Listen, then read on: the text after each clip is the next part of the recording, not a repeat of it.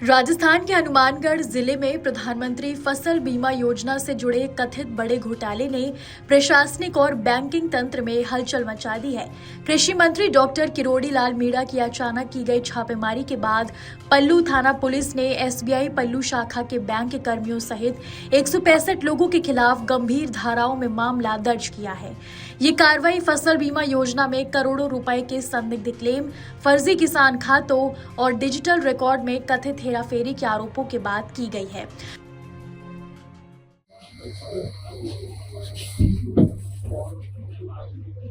उनका क्लेम कोई 9 करोड़ जवाब देने वाले हैं। 1 साल बाद कैसे पता लगा? सर ये एक्चुअली जो लड़के काम कर रहे थे ये जो सारा सर में उमेश जी का उजागर हुआ, उसके बाद हमारे मैनेजमेंट ने जांच की कि उमेश जी पहले यहाँ रखे गए थे। तो जब जांच की तो पता लगा कि ये करीब 25 में और उससे पहले जो सीजन में है।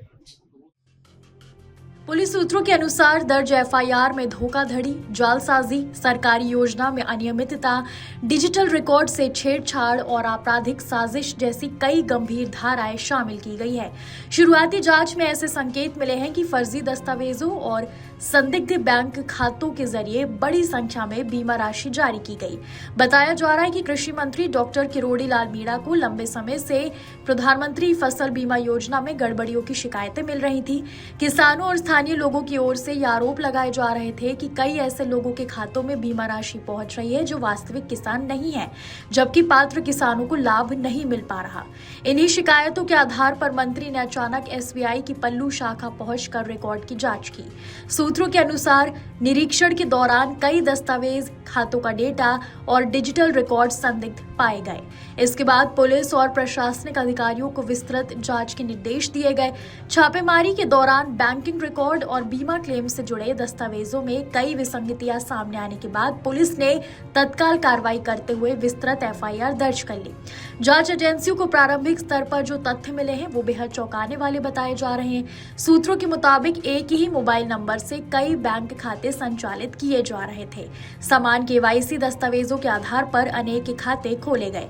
कई खातों में संदिग्ध तरीके से बीमा राशि ट्रांसफर की गई। कुछ मामलों में अपात्र व्यक्तियों को किसान दर्शाकर क्लेम जारी किया गया। राजस्व रिकॉर्ड और वास्तविक खेती क्षेत्र में अंतर पाया गया और जांच अधिकारियों का कहना है कि अगर ये आरोप सही पाए जाते हैं तो ये सरकारी योजना के दुरुपयोग का बड़ा मामला साबित हो सकता है। मामले की गंभीरता को देखते हुए पुलिस के साथ तकनीकी एजेंसियों को भी जांच में लगाया गया है। अब core banking system, digital transaction trail, KYC record और संदिग्ध दस्तावेजों की फोरेंसिक जांच की जा रही है।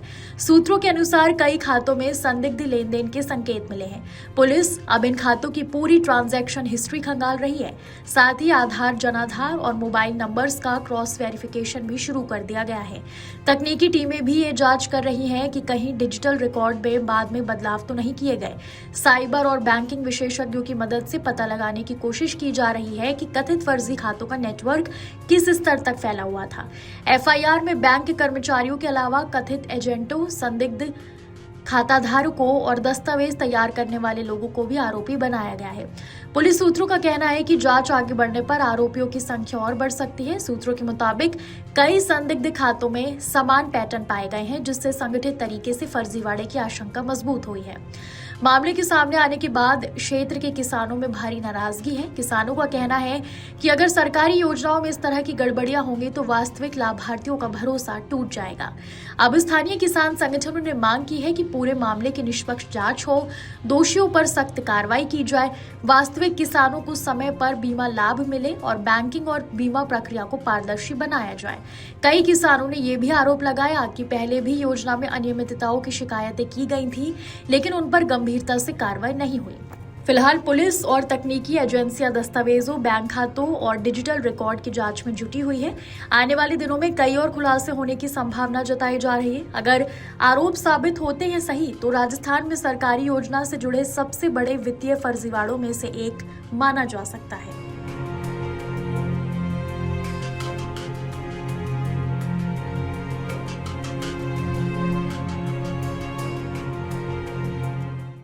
आपके राज्य की खबरें, आपके शहर की खबरें सबसे पहले जानने के लिए देखते रहें अमर उजाला। चैनल को सब्सक्राइब जरूर कर लें और पाएं हर अपडेट।